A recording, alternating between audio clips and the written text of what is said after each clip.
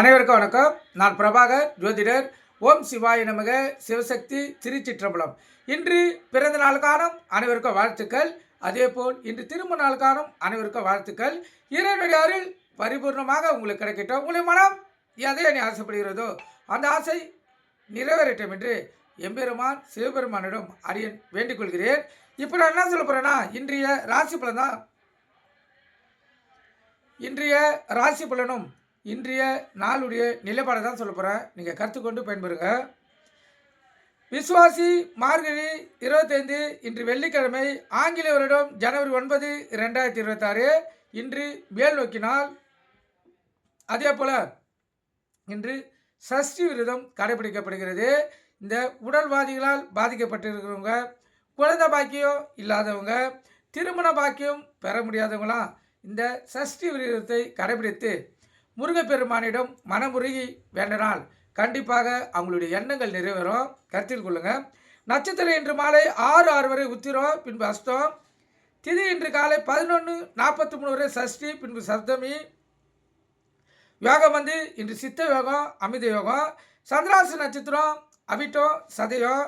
ராசி பார்த்தீங்கன்னா கும்பம், மகரம். சந்திராசை பொறுத்த மட்டும் ராசி 50% பாதிக்கும், லக்னத்தை 90% பாதிக்கும்.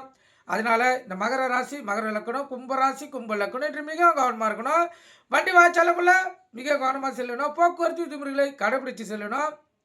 எக்காரத்து கொண்டோ வண்டி இயக்கி கொண்டே மொபைல் ஃபோனில் பேசக்கூடாது.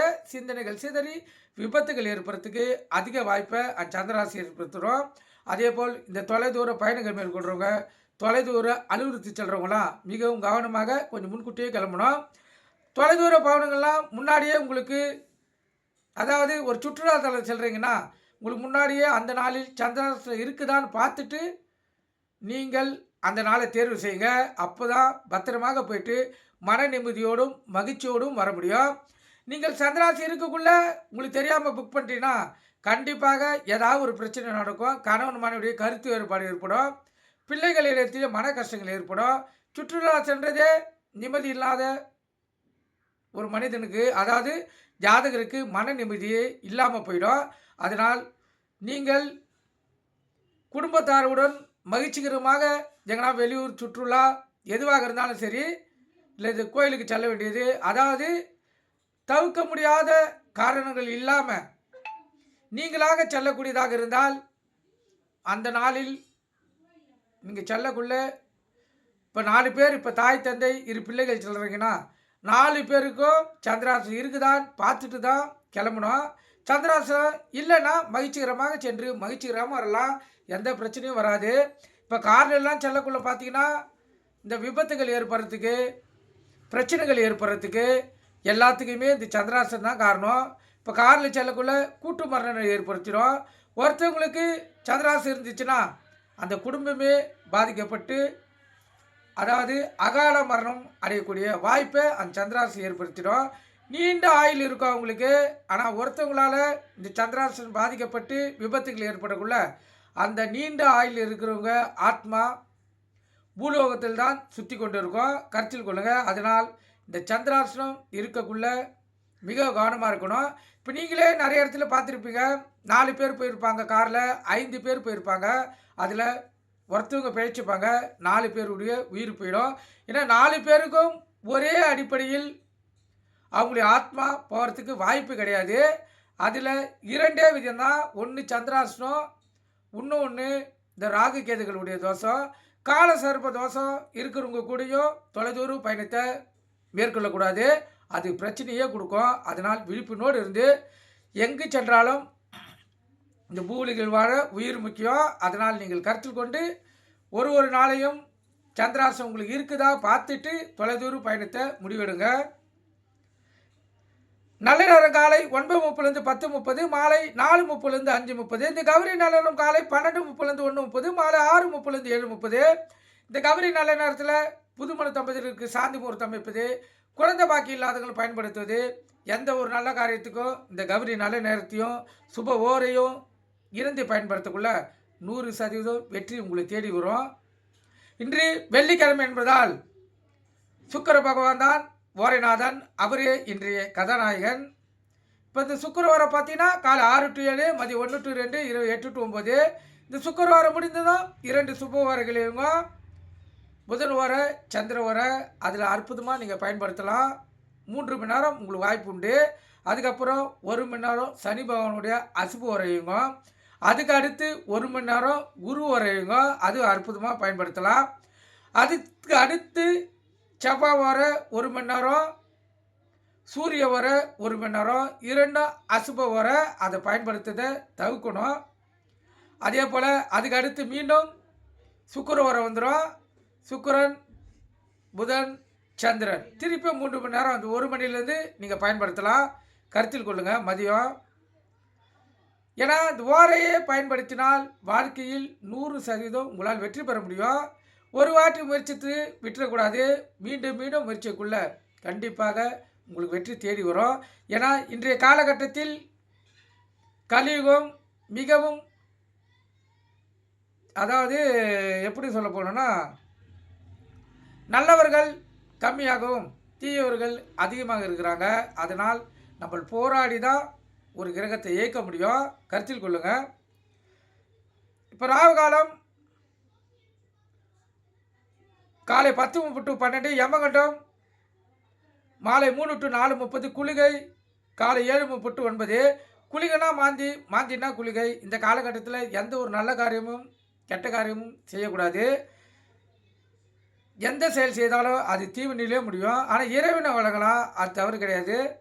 ஏன்னா குளிகையை பொறுத்த மட்டும் குளிகைன்னா மாந்தி, மாந்தினா குளிகை. எந்த ஒரு செயல் செய்தாலும் அது மீண்டும் மீண்டும் செய்ய தூண்டக்கூடியது. ஆனால் அது கெட்ட பலனை தான் செய்ய சொல்லுமே தவிர நல்ல பலனை செய்ய சொல்லாது. எடுத்துக்காட்டுக்கு ஒரு வாசக்காலை எடுத்து தெக்க வைக்கிறீங்கன்னா அது தெக்க வைக்கிற வாசக்காலி கிழக்க வரும், கிழக்க வைக்கிற வாசக்காலி மேற்க போவோம், மேற்க வைக்க வாசக்காலி வடக்க வரும். இப்படி தான் ஒரே இடத்துல சுற்றுமே தவிர உங்களுக்கு புதிதாக ஒரு வீடு கட்டி அதில் வாசக்காலை வைக்கக்கூடிய வாய்ப்பை ஏற்படுத்தாது. அதே போல் புதிதாக பூஜை போடுறீங்க வீடு கட்டுறதுக்குன்னா பூமி பூஜை, அப்பயும் அந்த குளிகை பயன்படுத்தக்கூடாது. அப்படி அந்த குளிகை டைமில் பூஜை போட்டு வீடை கட்டக்குள்ள அந்த வீடு மன நிம்மதியும் மகிழ்ச்சியும் தராது. கருத்தில் கொள்ளுங்கள். சூளம் வந்து மேற்கு. கோயிலுக்கு சென்றால் மேற்கு சைடு பார்த்து தான் இந்த கற்பூரம் விளக்கை ஏற்றணும். ஏன்னா இன்று மேற்கு தசநாதன் வெளிப்படுத்துவால், அதாவது மேற்கு தசநாதன் வழி நடத்துவதால் அவர் வழியிலே செல்வது சிறப்பு. கோயிலுக்கு சென்றால் முதல் கொடிமரத்தை தான் வணங்கணும். கொடிமரம் வணங்குள்ள எதிர்க்க எந்த சாமி விற்கிறவங்களோ இருக்கக்கூடாது. அப்போ தான் கொடிமரம் தன்னை வணங்குதாக நினச்சிக்கோ. சாமி விற்கிற இருந்தால் கடவுளை வணங்குறாதான் கொடிமரம் நினச்சிக்கோ. கொடிமரத்தோட ஆசீர்வாதம் கிடைக்காது. அதே போல் கொடிமரத்தை தொட்டு வணங்கலாம். நந்தி பிற தெய்வங்களை கோயிலுக்கு சென்றால் தொட்டு வணங்கக்கூடாது. கொடிமரத்தை மட்டும்தான் தொட்டு வணங்கணும். கருத்தில் கொள்ளுங்கள். கோயிலுக்குள்ளே செல்லக்குள்ளே எக்கார்ந்து கொண்டும் அந்த வாசப்படியாட்ட படிக்கட்டு போட்டிருப்பாங்க, அந்த தொட்டு தலையில் வைத்து கொண்டு வணங்கக்கூடாது. இப்போ இன்று கூட நான் கோயிலுக்கு சென்று வந்தேன். நிறைய பேர் அந்த தவறை தான் பண்ணுறாங்க. கோயிலுக்குள்ளே போகக்குள்ளேயும் தொட்டு வாங்கின்னு போகிறாங்க, வெளியே வரக்குள்ளேயும் தொட்டு வாங்கின்னு வராங்க. அந்த படிக்கட்டில் ஒரு 6 தகடுகள் பதிக்கப்பட்டிருக்கும். 6 ராசிக்காரர்களுக்கு. எந்த கோயிலுமே 12 ராசிக்காரர்களுடைய தகடு பதிக்கப்பட்டிருக்காது. 6 தகடுகள் இல்லை 5 தகடுகள் தான் பதிக்கப்பட்டிருக்கும். அவங்களுடைய எதிர்வினை எண்ணங்கள் தீமைகளை அந்த அந்த படிக்கட்டை தாண்டக்குள்ள அந்த தகடுகள் வளைத்து கொள்ளும். நீங்கள் அதை தொட்டு வணங்கக்குள்ள அது உங்களுடைய கையின் மூலமாக உங்கள் உச்சந்தலையில் இறங்கி அவங்களுடைய தீவினைகள் உங்களுக்கு ஏற்படுத்திவிடும்.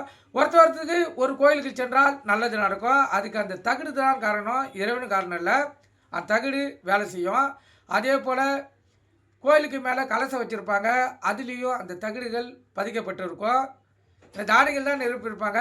அதில் ஒரு விக்கிரத்திலையும் அதான் கிரகத்திலையும் ஒரு தகடை போட்டு வச்சுருப்பாங்க. அதனால் அந்த கோயிலுக்கு செல்லக்குள்ளே அந்த ராசிக்காரங்களுக்கு நல்ல பலன் பெற முடியும். இப்போ குழந்தை பாக்கி இல்லாதவங்களுக்கு குழந்தை பிறந்துடும். ஆனால் இன்னொருத்தர் போவாங்க இவங்க சொல்லி, ஆனால் அவங்க பல வாட்டி போனாலும் அவங்களுக்கு குழந்தை பிறக்காது. ஏன்னா அவங்களுடைய ராசியுடைய தகடு அந்த கோயில் இருக்காது. எந்த கோயிலில் எந்த தகடு இருக்குதுன்னு அதை யாராலையும் அறிய முடியாது. அந்த நிர்வாகம் சொன்னால் மட்டுமே தெரியும். அதே போல் அந்த கோயிலை ஆரம்பத்தில் கட்டினாங்க பார்த்திங்கன்னா அவங்களுடைய பரம்பரைக்கு தெரியும் அந்த கோயிலில் எந்த தகடுகள் பதிக்கப்பட்டு இருக்குது. கருத்தில் கொள்ளுங்கள். இப்போ தேனியில் இருக்கிற இந்த குச்சினூர் சனீஸ்வரன் கோயிலுக்கு போனீங்கன்னா அங்கே மகர ராசிக்கு சிம்ம ராசிக்கு கும்ப ராசிக்கெலாம் அங்கே சிறப்பான பலன்கள் உண்டு, கருத்தில் கொள்ளுங்கள். அதனால் கோயிலுக்கு சென்றால் எக்காரத்து கொண்டோ அந்த படிக்கட்டை தொட்டு வணங்கக்கூடாது. நீங்கள் கருத்து கொண்டு பயன்பெறுங்க. இப்போ ராசி பலன் பார்க்கலாம். முதல் ராசி மேச ராசி. மேச ராசியை பொறுத்த மட்டும் வெற்றி மேல் வெற்றி தான். ரிஷப ராசியை பொறுத்த மட்டும் மன நிறைவுகள் ஏற்படும், அற்புதமான நாள். மிதுன ராசியை பொறுத்த மட்டும் இன்று சிறப்பான நாள். உங்களுக்கு பணம் பல வழிகளில் வரும். நீங்கள் ஏதாவது ஒரு செயல் செய்தீங்கன்னா அது பல மடங்காக வளரக்கூடிய வாய்ப்பு ஏற்படும். கடகராசியை பொறுத்த மட்டும் இரட்டிப்பு லாபம் பெறக்கூடிய நாள். இந்த சிறு தொழில் செய்யுங்க, தக்காளி வெங்காயம் பூண்டு காய்கறி விற்கிறவங்களாம் இரட்டிப்பு லாபத்தை பார்க்கலாம். சிம்ம ராசியை பொறுத்த மட்டும் ஒரு மனவேதனைகளும் பண விரயமும் ஒரு மறதியும் ஏற்படக்கூடிய நாள். அதனால் விழிப்புணோடு இருந்து உங்களை தற்காத்துக் கொள்ளுங்கள். உங்கள் இஷ்ட தேர்த்து குழு தேர்த்து வணங்கிட்டு இந்த நாள் நீங்கள் செலவு செய்யுங்க. கன்னி ராசியை பொறுத்த மட்டும் அடுத்தவங்களுடைய உதவி, அதே போல் துலா ராசிக்கு தான் சொல்கிறேன்.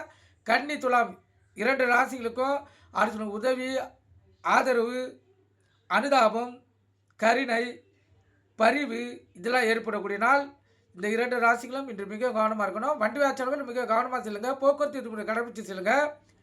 எக்காரத்து கொண்டோ வண்டி இயக்கி கொண்டு மொபைல் பில்லில் பேசாதீங்க. சிந்தனைகள் சிதறி விபத்து ஏற்படுறதுக்கு அதிக வாய்ப்பு இருக்குது. இந்த கன்னி ராசிக்கு ஏற்கனவே கண்ட சனி நடந்துருக்குது. அதனால் மிக கவனமாக இருந்து உங்களை தற்காத்துக் கொள்ளுங்க. விருச்சிக ராசியை பொறுத்த மட்டும் நாள் அற்புதம். ஒரு மதிப்பு மரியாதையும் பெருமையை ஏற்படுத்தக்கூடிய நாள், சிறப்பான நாள். தனுசு ராசியை பொறுத்த மட்டும் இன்று நண்புகள் அதிகமாக நடக்கும், அற்புதமான நாள். ஏதாவது உதவி யாருக்கிட்ட கேட்டிருந்தாலும் கிடைக்கக்கூடிய வாய்ப்புண்டு. அதே போல் பணம் பல வழிகளில் வர்றதுக்கு வாய்ப்புண்டு. மகர ராசியை பொறுத்த மட்டும் சுகமான நாள், நலமான நாள், மகிழ்ச்சியான நாள், உள்ள மகிழக்கூடிய நாள்.